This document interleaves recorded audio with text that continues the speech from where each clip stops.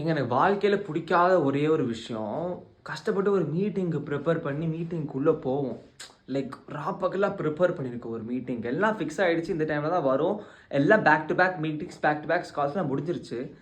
Meeting நடக்கிற 4 நிமிஷத்துக்கு முன்னாடி வந்து, "Hi Shahad, sorry for the delay, sorry for the apologies. I've got some urgent work to do. Can we postpone the meeting to next week?" I'm like, this has been happening to me lately a lot.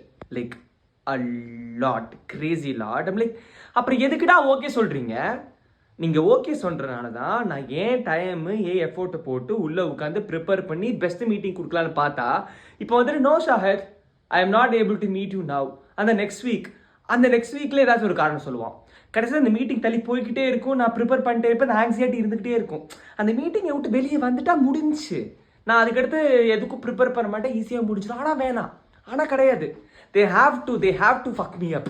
They have to say meeting is postponed next week. எனக்கு வந்து ஐயோ next week மீட்டிங்காக okay prepare பண்ணணும், அடுத்த மீட்டிங்காக prepare, ஒரே விஷயத்தை நான் எத்தனை தடவை ப்ரிப்பேர் பண்ணுவேன்? Please fix on the timing. Meeting வந்தால் மீட்டிங்க்கு வாங்க.